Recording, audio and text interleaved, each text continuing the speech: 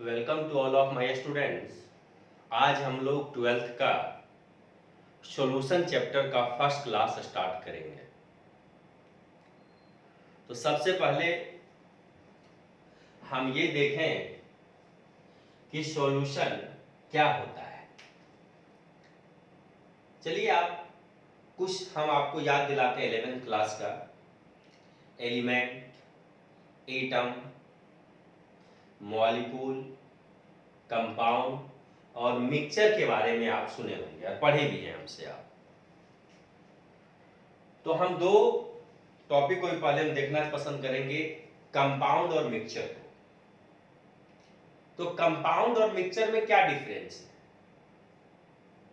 जब दो या दो से अधिक डिफरेंट एलिमेंट और एटम को फिक्स रेशियो बाय मास से मिलाएंगे तो कंपाउंड का फॉर्मेशन होगा। जैसे कि ये हाइड्रोजन है और ऑक्सीजन है, H2O लिक्विड, बैलेंस कर दिए। हाइड्रोजन यहाँ पे आपका 4 ग्राम है, ऑक्सीजन 32 ग्राम है, रेशियो होगा 1:8।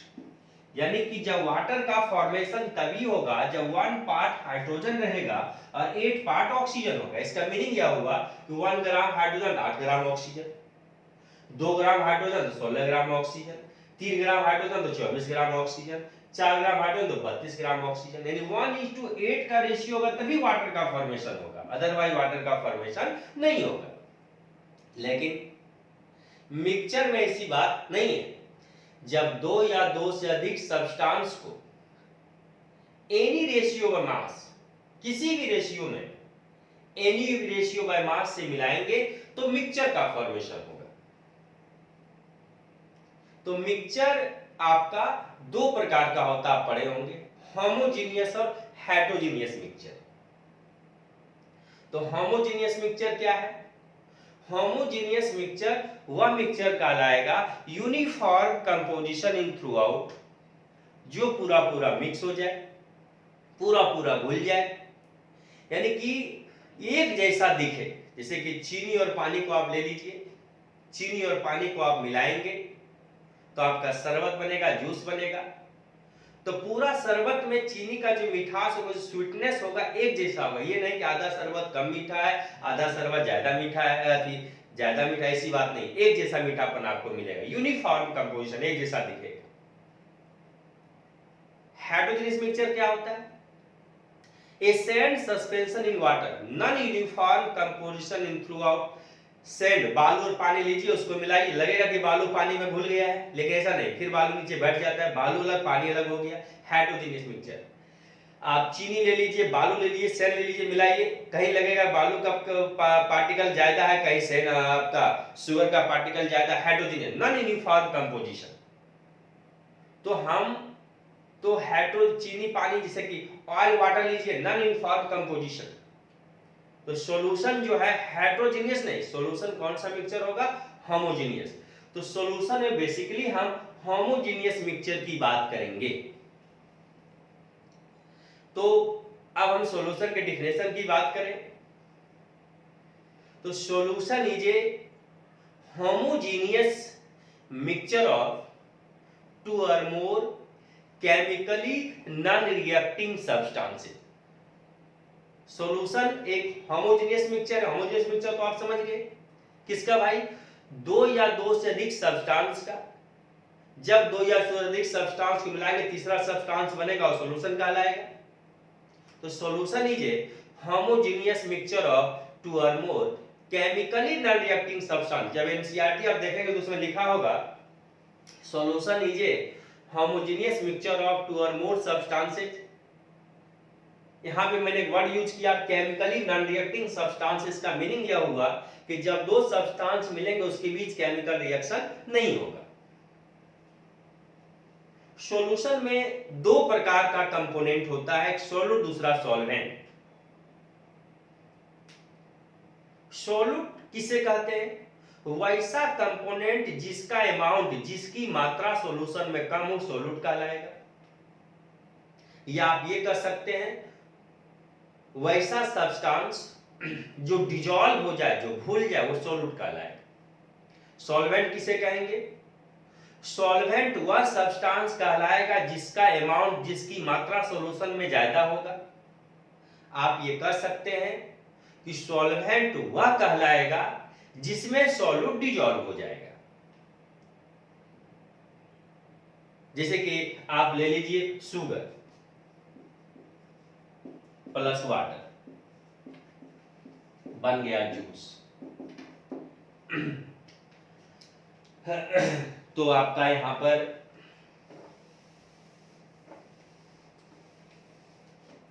शुगर जो है सॉल्यूट, वाटर जो है सॉल्वेंट है, जूस आपका सॉल्यूशन है।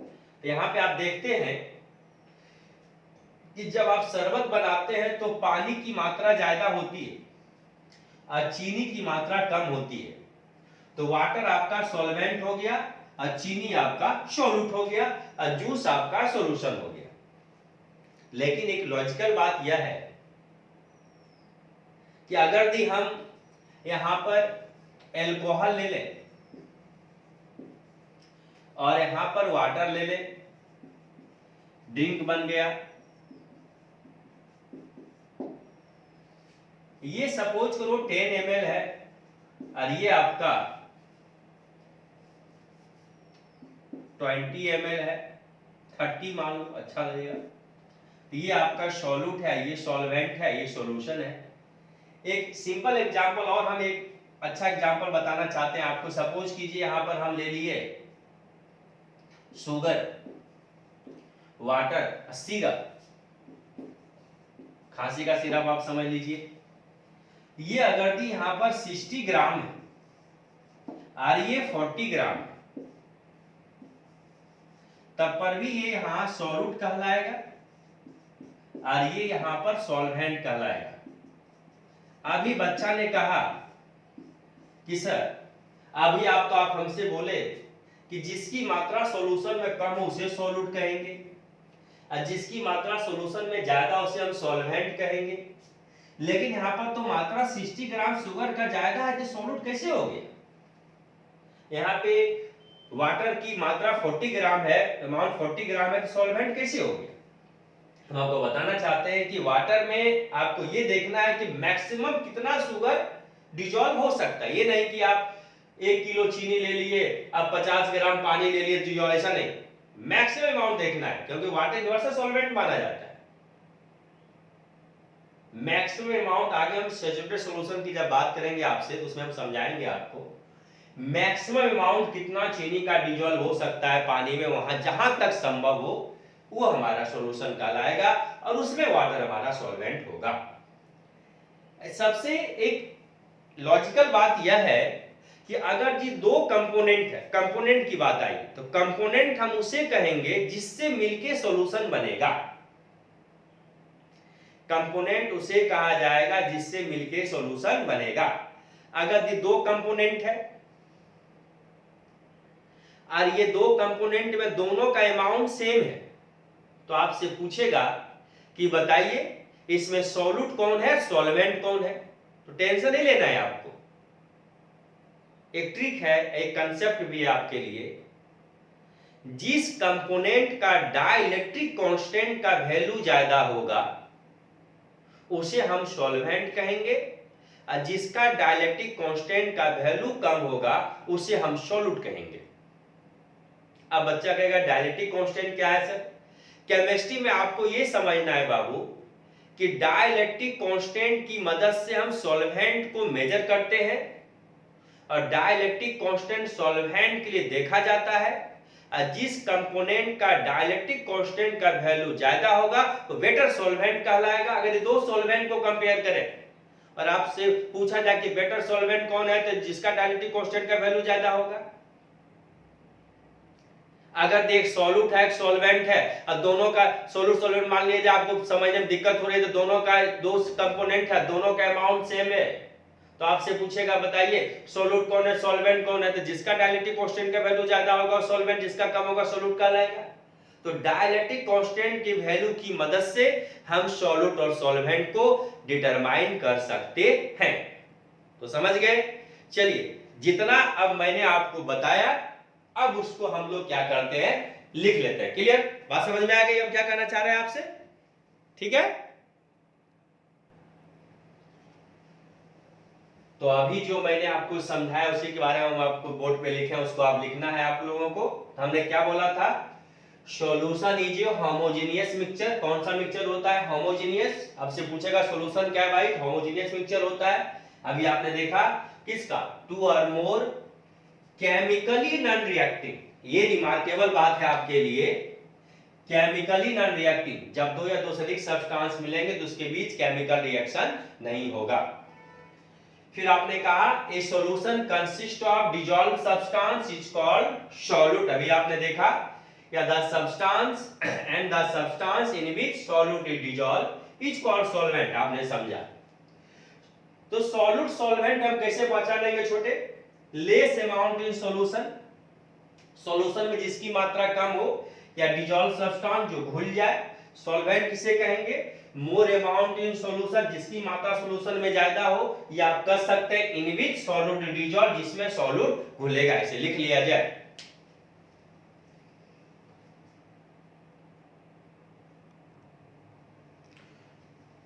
तो आइए देखते हैं।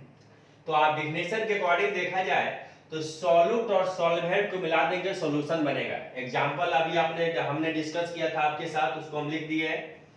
शुगर को ले लीजिए, वाटर जूस, ये सॉल्यूट है, ये सॉल्वेंट है, ये सॉल्यूशन बन गया आपका। अल्कोहल और वाटर को मिलाइए, ड्रिंक बन गया।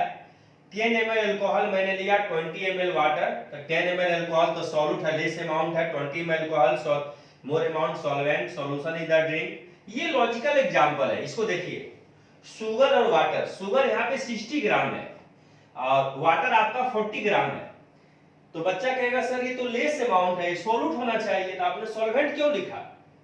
और ये मोर अमाउंट है, ये सॉल्वेंट होना चाहिए, तो इसको सॉल्यूट क्यों लिखा था। अभी हमने आपको बताया कि वाटर यूनिवर्सल सॉल्वेंट होता है, और आपको ये देखना है कि वाटर में चीनी मैक्सिमम कितना अमाउंट तक डिसॉल्व हो सकता है, जो कि आगे हम आपको बताएंगे सॉल्यूशन में।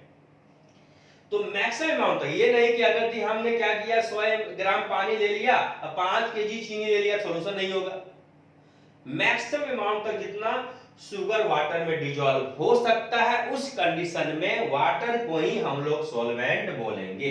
समझ में आ गया, लिख लिया जाए।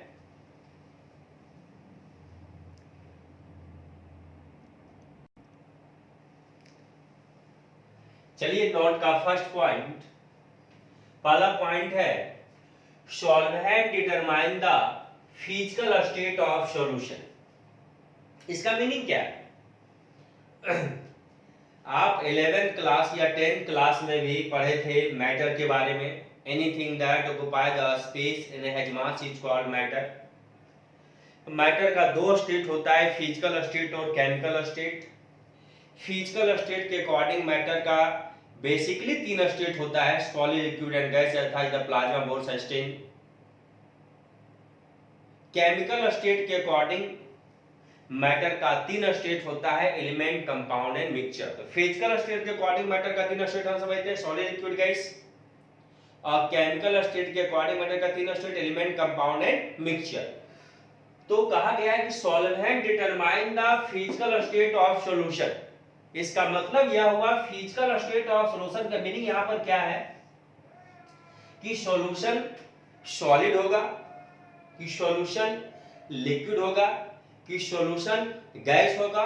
कौन डिटरमाइन करेगा, सॉल्वेंट। इसका मतलब यह हुआ अगर दी सॉल्वेंट सॉलिड होगा, सॉल्यूशन सॉलिड कहलाएगा। सॉल्वेंट लिक्विड होगा, सॉल्यूशन लिक्विड कहलाएगा। सॉल्वेंट गैस होगा, सॉल्यूशन गैस होगा। करता धरता सॉल्वेंट सॉल्यूशन का सॉल्वेंट ही होगा। सॉल्वेंट के स्टेट पे सॉल्यूशन का स्टेट डिपेंड करेगा। दूसरी पॉइंट यह है कि किसी भी सॉल्यूशन में सॉल्वेंट ऑलवेज वन ही होगा, दादा एक ही होता है, इसलिए सॉल्वेंट हर समय वन ही होगा।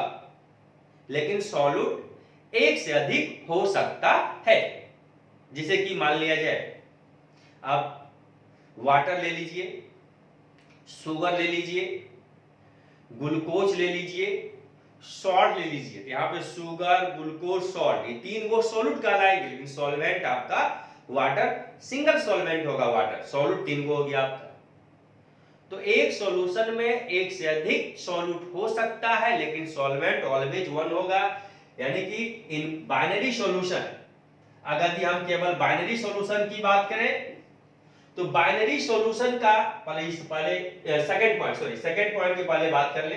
ए solution has only one solvent but number of solute may be more than one. अभी तीसरा पॉइंट थोड़ा रिमार्केबल पॉइंट है कि बाइनरी सॉल्यूशन, पहले बाइनरी सॉल्यूशन किसे कहते हैं? कंप्यूटर में बाइनरी नंबर के बारे में पढ़ेंगे, 0 1 2 नंबर होता है। तो बाइनरी सॉल्यूशन वह सॉल्यूशन कहलाएगा जो सॉल्यूशन में दो कंपोनेंट होगा। अब देखो कंपोनेंट वर्ड आया, तो कंपोनेंट किसे कहेंगे? वैसा सब्सटेंस जिससे मिलकर सॉल्यूशन बनेगा उसे हम कंपोनेंट्स कहेंगे। जैसे कि मान लिया जाए चीनी पानी को मिलाए बन गया शरबत, तो चीनी और पानी कंपोनेंट है। सॉल्ट और वाटर को मिलाए बन गया जूस, तो सॉल्ट और वाटर कंपोनेंट है। तो बाइनरी सॉल्यूशन का मतलब हुआ वैसा सॉल्यूशन जिसमें दो कंपोनेंट हो, जैसे चीनी पानी, नमक पानी, बाइनरी सॉल्यूशन कहलाएगा। अभी मैंने कुछ देर पहले बोला था if both component have same amount, अगर दोनों कंपोनेंट का अमाउंट क्या हो, सेम हो, then one having high value of dielectric constant is called solvent. अभी कुछ देर पहले मैंने आपको डाइलेक्ट्रिक कांस्टेंट के बारे में बताया था, and other is called solute. एक बार और मैं बताना चाहता हूं कि डाइलेक्ट्रिक कांस्टेंट की मदद से हम ये पता करते हैं कि बेटर सॉल्वेंट कौन है। अगर दो सॉल्वेंट दिया गया है तो जिस सॉल्वेंट का डाइलेक्ट्रिक कांस्टेंट का वैल्यू सबसे अधिक होगा वो बेटर सॉल्वेंट कहलाएगा। अगर ये दो कंपोनेंट है और दोनों का अमाउंट सेम है, उसमें हमको सॉल्वेंट डिटरमाइन करना है, तो जिसका डाइलेक्ट्रिक कांस्टेंट का वैल्यू सबसे अधिक होगा वो सॉल्वेंट कहलाएगा, जिसका कम होगा सॉल्यूट कहलाएगा। यानी कि डाइलेक्ट्रिक कांस्टेंट की मदद से हम सॉल्यूट सॉल्वेंट को डिटरमाइन कर सकते हैं जब दोनों का अमाउंट सेम दिया गया है। तो यानी कि डाइलेक्ट्रिक कांस्टेंट का मेन यूज यहां पे हम सॉल्यूशन चैप्टर में इसलिए करेंगे, इसकी मदद से हम सॉल्वेंट को डिटरमाइन कर सकते हैं। Value of dielectric constant of water, water का 81 होता है सबसे अधिक, इसलिए वाटर को बेटर सॉल्वेंट कहा जाता है। इसको आप लिख लीजिए।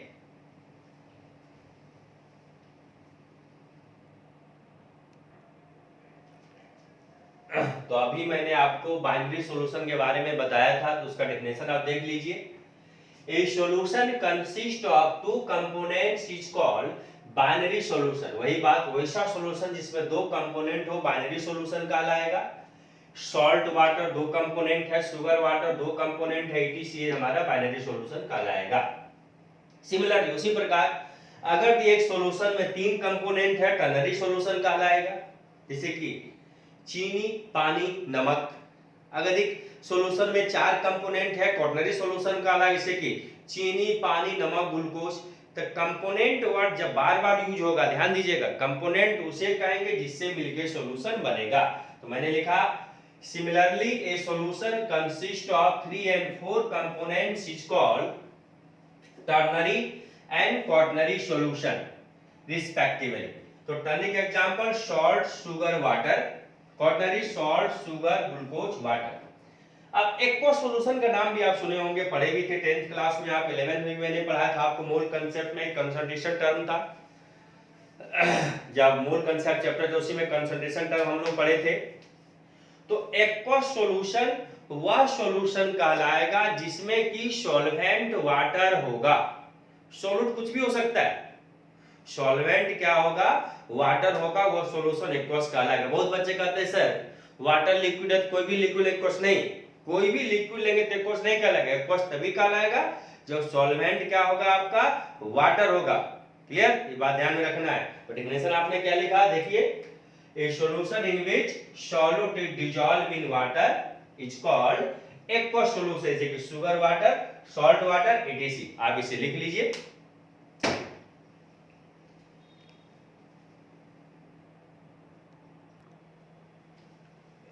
तो चलिए अब हम लोग नॉन एक्वस सॉल्यूशन की बात करेंगे। तो नॉन एक्वस सॉल्यूशन वह सॉल्यूशन कहलाएगा जिसमें कि सॉल्वेंट वाटर के अलावे कुछ भी हो सकता है। वाटर को छोड़ करके जो भी सॉल्वेंट हो जाए वह सॉल्यूशन हमारा नॉन एक्वस सॉल्यूशन कहलाएगा। जैसे कि एग्जांपल है कॉपर डिजॉल्व इन गोल्ड। जब आप दुकानदार के पास ज्वेलरी खरीदने जाते हैं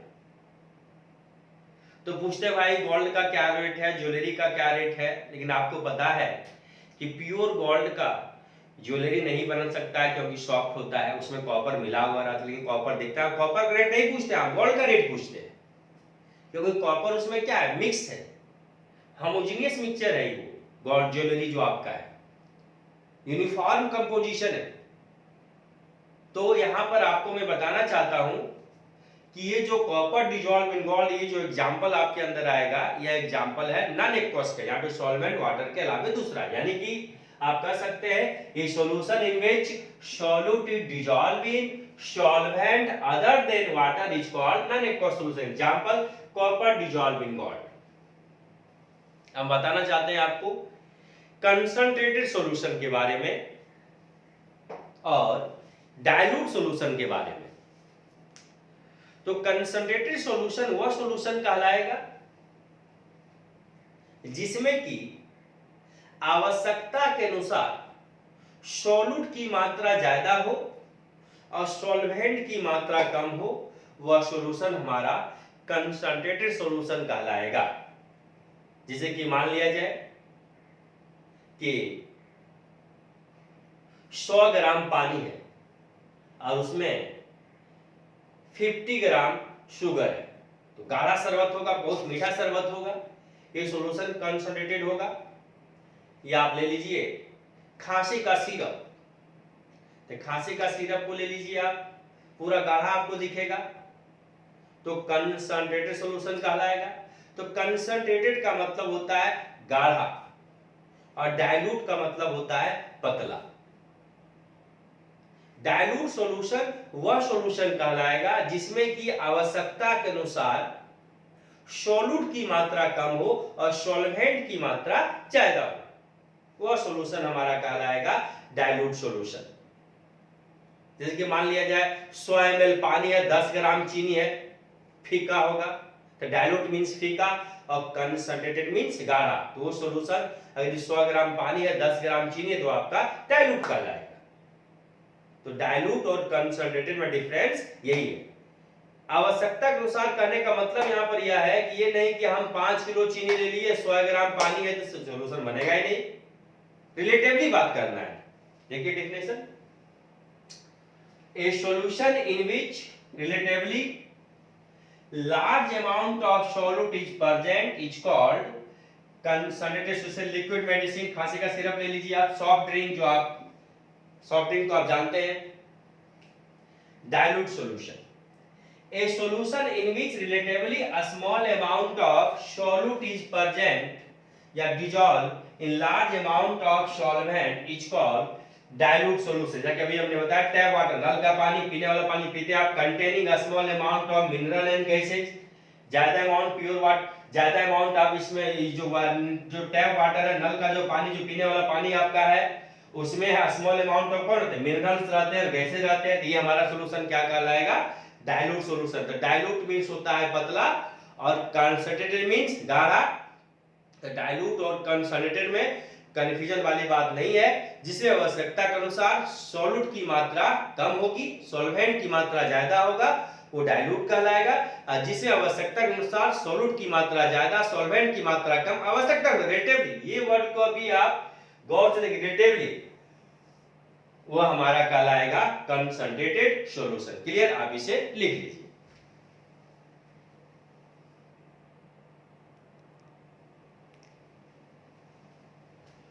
तो अभी हम लोगों ने डिस्कस किया था डाइल्यूट सॉल्यूशन और कंसंट्रेटेड सॉल्यूशन। तो डाइल्यूट सॉल्यूशन में आपने या देखा कि मैंने आपसे कहा कि डाइल्यूट सॉल्यूशन वह सॉल्यूशन कहलाएगा जिसमें की आवश्यकता के अनुसार सॉल्यूट की मात्रा कम हो, सॉल्वेंट की मात्रा ज्यादा हो। और कंसंट्रेटेड सॉल्यूशन वह सॉल्यूशन कहलाएगा जिसमें की आवश्यकता के अनुसार सॉल्यूट की मात्रा ज्यादा हो, सॉल्वेंट की मात्रा कम हो, आवश्यकता के अनुसार। ये नहीं कि मान लिया कंसंट्रेट का मतलब क्या है कि 100 ग्राम पानी है, उसमें मान लिया जाए 50 ग्राम चीनी है, कंसंट्रेटेड कहलाएगा, गाढ़ा कहलाएगा। डाइल्यूट का मतलब क्या है, 10 ग्राम चीनी है, 100 ग्राम पानी है, डाइल्यूट पतला फीका कहलाएगा, कंसंट्रेट मींस गाढ़ा कहलाएगा। ये नहीं कि 100 ग्राम चीनी उसमें 200 ग्राम। आपको ये देखना है कि आवश्यकता के अनुसार हम बात करेंगे, यानी कि कहां तक चीनी उसमें पानी में डिजॉल्व मैक्सिमम हो सकता है। यदि हम चीनी को सॉल्यूट मान लें, पानी को सॉल्वेंट मान लें, यहाँ पे हमको ये देखना है कि मैक्सिमम कितना चीनी जा सकता है, तब फिर हम सैचुरेटेड की बात करेंगे आगे। तो कंसंट्रेटेड का मतलब आपका हो गया गाढ़ा, डाइल्यूट का मतलब पतला। तो ना ही गाढ़ा सॉल्यूशन स्टैंडर्ड है, ना ही डाइल्यूट सॉल्यूशन स्टैंडर्ड है। तो हम आपको बताना चाहते हैं कि अभी आपके अनुसार आप ही बताइए, गाढ़ा सॉल्यूशन जो है वो स्टैंडर्ड कहलाएगा? नहीं। जो डाइल्यूट है स्टैंडर्ड कहलाएगा? नहीं। तो हमने कहा आपसे कि both dilute and concentrated solution are not a standard solution. ना ही कंसंट्रेटेड सॉल्यूशन स्टैंडर्ड कहलाएगा, ना ही डाइल्यूट सॉल्यूशन स्टैंडर्ड कहलाएगा, क्योंकि कंसंट्रेटेड आवश्यकता के अनुसार सॉल्यूट की मात्रा ज्यादा है, डाइल्यूट में आवश्यकता अनुसार सॉल्यूट की मात्रा कम है। तो जिसमें ठीक ठाक मात्रा हो, आवश्यकता के अनुसार सॉल्यूट भी ठीक मात्रा में हो और सॉल्वेंट भी ठीक मात्रा में हो, वो सॉल्यूशन हमारा स्टैंडर्ड सॉल्यूशन कहलाएगा। यानी कि हमको ये पता होना चाहिए कि जो सॉल्यूशन हम बना रहे हैं, जो सॉल्यूशन हम बनाने जा रहे हैं, उसमें कितना सॉल्यूट की मात्रा होनी चाहिए और कितना सॉल्वेंट की मात्रा होनी चाहिए, तभी ये सॉल्यूशन स्टैंडर्ड कहलाएगा, अदरवाइज स्टैंडर्ड नहीं कहलाएगा। समझ गए आप? तो इसका मतलब यह हुआ कि डेफिनेशन देखा जाए, ए solution having non amount, non means पता हो, कि आपको पहले से पता हो सॉल्यूट की क्या मात्रा हो और सॉल्वेंट की क्या मात्रा हो। ए solution having non amount of solute and solvent is called a standard solution. समझ गया? या इसको ये भी कर सकते हैं, ए डेफिनिट अमाउंट मींस निश्चित कि इतना चीनी इतना पानी होगा तभी स्टैंडर्ड शरबत बनेगा। ऐसे या तो मीठा ज्यादा हो या तो फीका हो जाएगा। A definite amount of solute is dissolve in a given volume of solution is called standard solution. इस एग्जांपल है 200 ml सॉल्यूशन है containing 5 gram of N2CO3 is a standard solution. अगर हम Na2CO3 की मात्रा को बढ़ा दें तो सॉल्यूशन कंसंट्रेटेड हो जाएगा, अगर इसकी मात्रा घटा दें तो सॉल्यूशन डाइल्यूट हो जाएगा। अगर ये डेफिनिट मात्रा है इसका, तो ये आपका कहलाएगा standard solution. 10 gram of H2SO4 dissolved in 500 ml of solution form a standard solution। अगर इसकी मात्रा हम बढ़ा दें, 10 से 20 कर दें, कंसंट्रेटेड हो जाएगा। और 10 से 5 अगर 2 कर दें तो या 3 कर दें तो ये हमारा डाइल्यूट हो जाएगा। तो मैं उम्मीद करता हूं कि आप स्टैंडर्ड सॉल्यूशन भी समझ गए, आप इसे लिख लीजिए।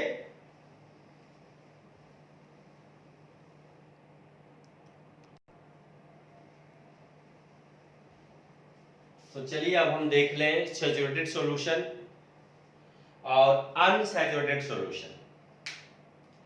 वैसा सॉल्यूशन जिसमें कि हम एट फिक्स टेम्परेचर पे और सॉल्यूट को डिसॉल्व नहीं कर सकते हैं, वह सॉल्यूशन कहलाता है सैचुरेटेड सॉल्यूशन। और वैसा सॉल्यूशन जिसमें कि फिक्स टेम्परेचर पे और सॉल्यूट को हम डिसॉल्व कर सकते हैं, उसे हम कहते हैं अनसैचुरेटेड सॉल्यूशन।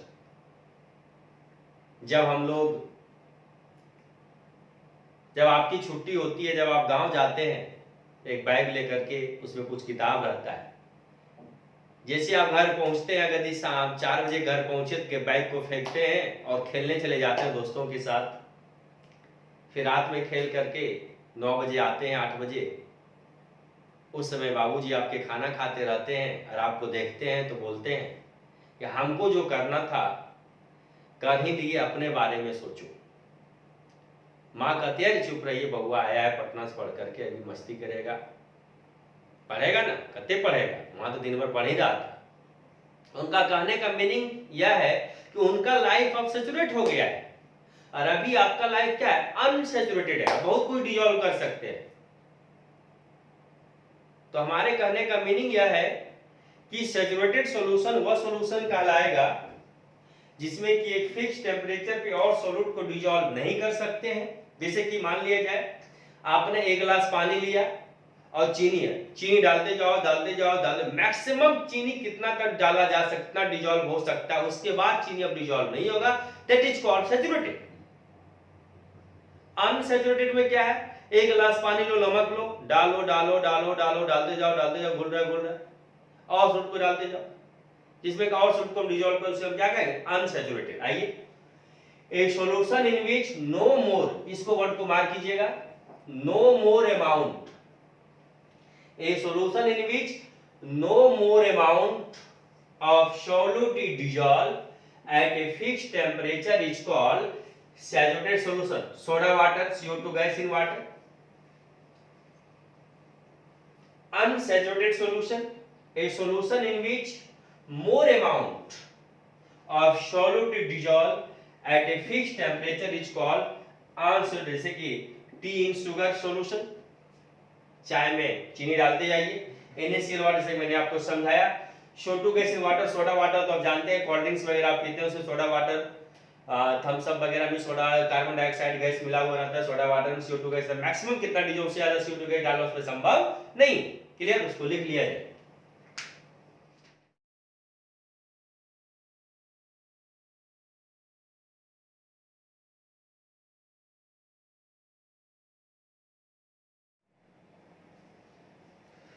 तो चलिए अब हम लोग सुपर सैचुरेटेड सॉल्यूशन की बात करेंगे। वैसा अभी तो मैंने आपको समझाया भी था कि सुपर सैचुरेटेड सॉल्यूशन वह सॉल्यूशन कहलाएगा जिसमें कि टेम्परेचर और प्रेशर को बढ़ा करके मोर अमाउंट ऑफ सॉल्यूट को डिजॉल्व किया जा सकता है। जैसे कि चाशनी को आप ले लीजिए, चाशनी बहुत गाढ़ा होता है, इसमें कि चीनी की मात्रा बहुत ज्यादा होती है।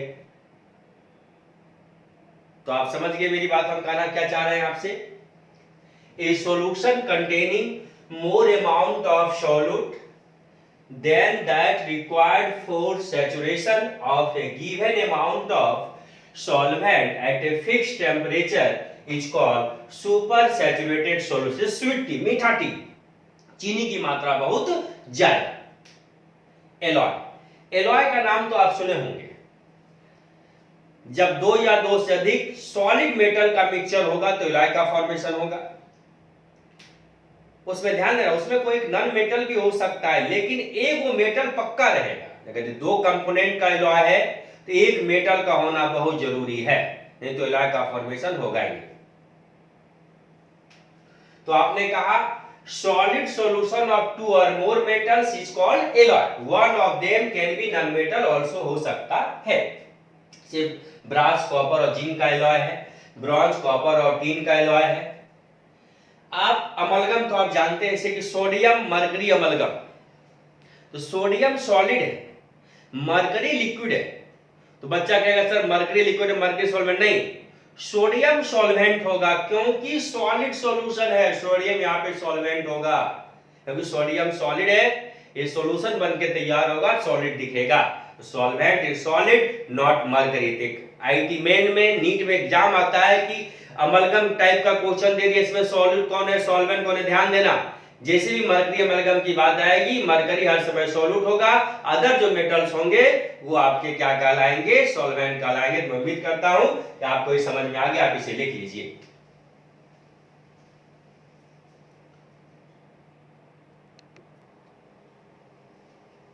तो अब हम डिस्कस करेंगे types of solution on the basis of physical state of solute and solvent. Physical state of solute और सॉल्वेंट के बेसिस पे सॉल्यूशन कितना प्रकार का होता है।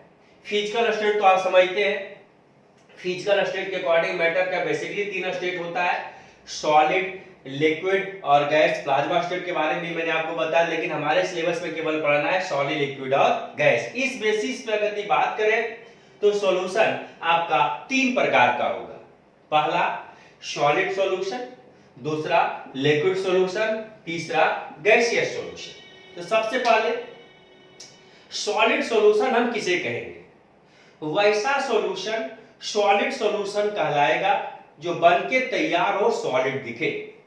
ये तभी संभव है जब सॉल्यूशन में सॉलिड की मात्रा ज्यादा हो, ये तभी संभव है जब सॉल्वेंट सॉलिड हो। अभी कुछ देर पहले भी आपने पढ़ा था कि जनरली ये बात होता है, अभी कुछ देर पहले आपने ये पढ़ा था कि solvent determine the physical state of solution. अगर दी सॉल्वेंट सॉलिड है तो सॉल्यूशन सॉलिड होगा, सॉल्वेंट लिक्विड है तो सॉल्यूशन लिक्विड होगा, सॉल्वेंट गैस है तो सॉल्यूशन गैस होगा। लेकिन सॉलिड सॉलिड भी हो सकता है, लिक्विड हो सकता है, गैस भी हो सकता है। तो अगर हम सॉलिड सॉल्यूशन की बात करें तो सॉलिड सॉल्यूशन 3 प्रकार का सॉल्यूशन बनाएगा, सॉलिड और सॉलिड के बीच, लिक्विड और सॉलिड के बीच, गैस और सॉलिड के बीच। लेकिन तीनों में सॉल्वेंट हमारा कौन होगा? सॉलिड। क्यों? Solvent determine the physical state of solution, यानी कि अगर सॉलिड सॉल्यूशन है तो सॉल्वेंट सॉलिड ही होगा, जिसे हम कहेंगे solid in solid. Types of solution में क्या कहेंगे? आपने टेबल बनाया, solute, solvent, type of solution, example. तो इसमें हम क्या लिखेंगे? Solid in solid, liquid in solid, gas in solid. Solid solid, copper dissolve in gold, copper solid है, गोल्ड भी सॉलिड, ज्वेलरी बन जाता है आपका। कॉपर है आपका सॉल्यूट है, गोल्ड सॉल्वेंट है, ज्वेलरी आपका सॉल्यूशन है। लिक्विड हाइड्रेटेड सॉल्ट, पानी मिला हुआ है, मॉइस्चर, नमी, जैसे नमक जब सूखा है तो बरसात के टाइम में उसमें मॉइस्चर आ जाता है, पानी की मात्रा बढ़ जाए, पानी नमक में मॉइस्चरिंग होने की वजह से जो वाटर चला गया, मॉइस्चर हो गया नमक आपका। हाइड्रेटेड, हाइड्रेटेड मींस होता है वाटर का मिक्स हुआ किया हुआ, और एनहाइड्रस विदाउट वाटर। तो hydrated salt FeSO4 into 7H2O, CSO4 into 5H2O। Gas in solid, gas in minerals, gases in minerals. आप देखते हैं कि मिनरल्स में बहुत सारे गैसेज, जैसे कि आप सिंपल एग्जांपल, अभी गांव में हैं आप, तो आप देखते हैं जो धान खेत में खाद छीटा जाता है उसमें आपका नाइट्रोजन गैस रहता है, तो गैसेज इन मिनरल्स, आप इसे लिख लीजिए।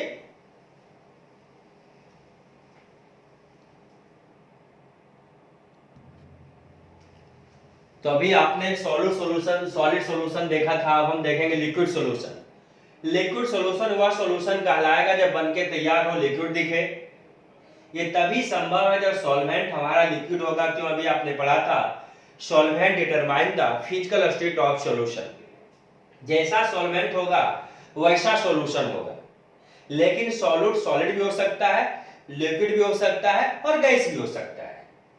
तो लिक्विड सॉल्यूशन में 3 प्रकार का सॉल्यूशन बनाएगा, सॉलिड लिक्विड के बीच, लिक्विड लिक्विड के बीच, गैस लिक्विड के बीच। लेकिन ये तीनों में सॉल्वेंट आपका लिक्विड होगा। जैसे हम टाइप सॉल्यूशन क्या करेगा? Solid in liquid, gas solid, liquid in liquid, gas in liquid. Example solid liquid है, sugar dissolve in water, sugar आपका सॉलिड है और वाटर आपका लिक्विड है, बन गया शरबत। Liquid, alcohol dissolve in water, alcohol liquid है, वाटर लिक्विड, बन गया ड्रिंक।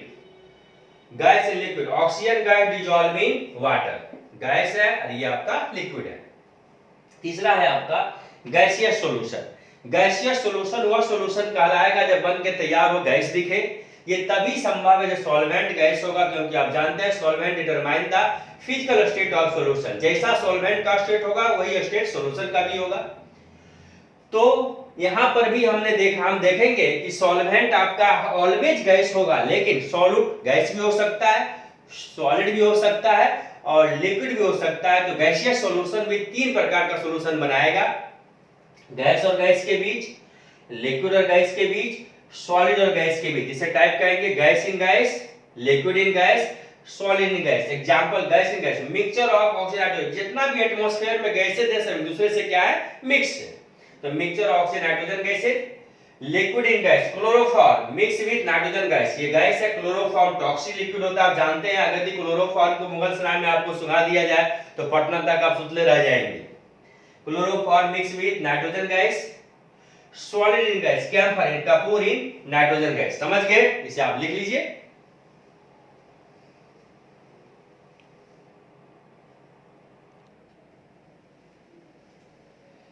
तो अभी हम लोग ये डिस्कस किए कि फिजिकल स्टेट के बेसिस पे, physical state of solute and solvent के बेसिस पे सॉल्यूशन कितना टाइप्स का होता है। तो बेसिकली तो आप बोले 3 टाइप्स होता है, सॉलिड, लिक्विड, गैस, लेकिन सॉलिड सॉल्यूशन 3 प्रकार का हो गया, लिक्विड भी 3 प्रकार, गैस भी 3 प्रकार, तो टोटल 9 टाइप्स हो गया आपका। 3 गो सॉलिड का, 3 गो लिक्विड का, 3 गो गैस का। समझ में आगे बाबू? चलिए आगे बढ़ते हैं। अब है अगला टॉपिक है प्रॉपर्टीज ऑफ सॉल्यूशन। सॉल्यूशन के क्या प्रॉपर्टीज हैं? पहला, ए solution consist of single phase. Single phase का बिजली का तार वाला फेज नहीं समझना। सिंगल फेज का मतलब या तो सॉलिड होगा, या तो लिक्विड होगा, या तो गैस होगा। सॉल्यूशन या तो आपका सॉलिड होगा, या तो लिक्विड होगा, या तो गैस। सिंगल फेज में रहेगा, ये नहीं कि सॉलिड लिक्विड एक साथ, ऐसा नहीं। जैसे चीनी पानी, चीनी सॉलिड है, पानी लिक्विड है। शरबत बनता है, शरबत लिक्विड जैसा दिखता है कि सॉल्वेंट डिटरमाइन करता है फिजिकल स्टेट ऑफ सॉल्यूशन का। लेकिन बालू पानी, बालू अलग, पानी अलग, सॉलिड अलग, लिक्विड अलग, ठीक है, हेटेरोजेनियस मिक्सचर है। होमोजेनियस मिक्सचर होने की वजह से जब भी होगा सिंगल फेज होगा। क्लियर? दूसरा, ए solution is uniform through out. Uniform through out का मतलब क्या है? एक जैसा दिखेगा। जैसे कि चीनी और पानी को मिलाए शरबत बन गया, तो पूरा शरबत का मिठास एक जैसा होगा। ये नहीं आधा शरबत कम ज्यादा मीठा, आधा ज्यादा कम फीका, ऐसा नहीं, एक जैसा यूनिफॉर्म कंपोजिशन होगा। तीसरा point, size of solute particle in a solution is of the order is 10 less than 10 पर -7 सेंटीमीटर। ये लॉजिकल बात है आपके लिए। जब आप चीनी को पानी में डालते हैं, शरबत बनता है, तो आपको ये लगता है चीनी पूरा पूरा डिजॉल्व हो गया, एकदम उसका अस्तित्व खत्म हो गया, पूरा विलय हो गया, कभी नहीं दिखेगा चीनी, कुछ नहीं पार्टिकल्स का अस्तित्व है उसका, ऐसा नहीं। जब आप माइक्रोस्कोपिक सिस्टम से देखेंगे चीनी का कुछ छोटा छोटा साइज दिखेगा। कैसे? जब उसको शरबत को आप हिट कीजिए, चीनी वेपर बन जाएगा, चाशनी जो है चीनी के रूप में, आपका वाटर जो है वेपर बन जाएगा, और आपका जो शुगर है वो नीचे बैठ चाशनी के रूप में, चाशनी देखते हैं, समझते हैं ना, चाशनी के रूप में आपको चीनी मिलेगा। क्लियर? तो कुछ न कुछ साइज उसका रहता है। चौथा, the components of solution can not be easily separated by physical method because it is homogeneous in nature. चीनी पानी को मिला दीजिए, तो चीनी पानी शरबत बन गया, तो छकनी से चीनी पानी को अलग नहीं कर सकते आप। यानी कि फिजिकल मेथड के द्वारा जब दो कंपोनेंट फिर बात कंपोनेंट उसे कहा जाएगा जिससे मिलके सॉल्यूशन बनेगा। जब दो कंपोनेंट को मिला दिए, सॉल्यूशन बन गया, तो आप चाहेंगे कि फिजिकल मेथड के द्वारा हम यानी छकनी के द्वारा चीनी पानी को अलग अलग कर दे, संभव नहीं है, क्योंकि यह एक होमोजेनियस मिक्सचर होता है, पूरा पूरा मिक्स होता है, यूनिफॉर्म कंपोजिशन, एक जैसा कंपोजिशन मिलेगा आपको। पांचवा, the properties of solution are the properties of its component. जिस कंपोनेंट से मिल करके सॉल्यूशन बनता है, मान लिया जाए हम चीनी पानी ले लिए, शरबत बन गया, तो सॉल्यूशन का प्रॉपर्टी जो होगा चीनी और पानी का प्रॉपर्टी दोनों का सेम होगा। यानी कि the properties of solution are the properties of its component. जिस कंपोनेंट से मिलके सॉल्यूशन बनेगा, कंपोनेंट और सॉल्यूशन दोनों का प्रॉपर्टी क्या होगा? सेम होगा। जैसे चीनी मीठा है, तो शरबत आपको मीठा थोड़ा आपको तीता लगेगा या नमकीन लगेगा। क्लियर? प्रॉपर्टी क्या होगा? सेम होगा। एक चीज एकदम लॉजिकल बात है, आपने several types of solution, binary, ternary, quaternary, saturated, बहुत सारी बातें आपने पढ़ा। तो बाइनरी टर्नरी पर एक बात मैं आपको बताना चाहता हूं, हमारे सिलेबस में केवल बाइनरी सॉल्यूशन ही पढ़ना है। यानी कि जब सॉल्यूशन की बात होगी तो दो कंपोनेंट की बात होगी, ताकि हम लोग को पढ़ने में आसान हो जाए। हम जब भी बात करेंगे तो बाइनरी सॉल्यूशन दो कंपोनेंट की बात करेंगे। आज तो हम लोग थ्योरेटिकल पोर्शन डिस्कस किए, आज हम आपको न्यूमेरिकल नहीं बता पाए, उसका टॉपिक नहीं मिला। अगले क्लास, जब अगला वीडियो लेकर के हम आपके पास आएंगे अगले दिन, उसमें हम डिस्कस करेंगे। आपको टॉपिक लिख लिए, नोट कीजिए अपने कॉपी में। टॉपिक डिस्कस करेंगे हम कंसंट्रेशन ऑफ सॉल्यूशन, जिसमें आएगा concentration term, percentage strength, mass by mass percent, mass by volume percent, volume by volume percent, वो लॉजिकल टॉपिक है और उसमें हम लोग न्यूमेरिकल भी करेंगे। मोल फ्रैक्शन, उसमें न्यूमेरिकल करेंगे। मोलालिटी उसमें भी न्यूमेरिकल करेंगे। आज तो हम न्यूमेरिकल पोर्शन पे नहीं पहुंच पाए। और आपका काम है कि जो जो टॉपिक अभी मैंने आपको बताया उसको आप एनसीईआरटी पढ़ेंगे और अगला क्लास से न्यूमेरिकल भी बताएंगे और होमवर्क भी आपको देंगे, तब तक आप इसको घर पे जाके पढ़ेंगे। तीसरी बात, आपको जो भी दिक्कत होगा मैंने व्हाट्सएप नंबर आपको दिया है, फर्स्ट वीडियो में देखे होंगे आप। यूट्यूब चैनल भी आपको मैंने बताया, उसको सब्सक्राइब कर लीजिएगा, यूट्यूब चैनल को लाइक कीजिएगा और जो भी आपको दिक्कत होगा व्हाट्सएप नंबर या भेजिएगा, हम उसको सॉल्व करके आपको बताएंगे। थैंक यू, मिलते हैं हम लोग अगली क्लास। क्लियर, समझ गए बाबू? ठीक है, ओके, थैंक यू।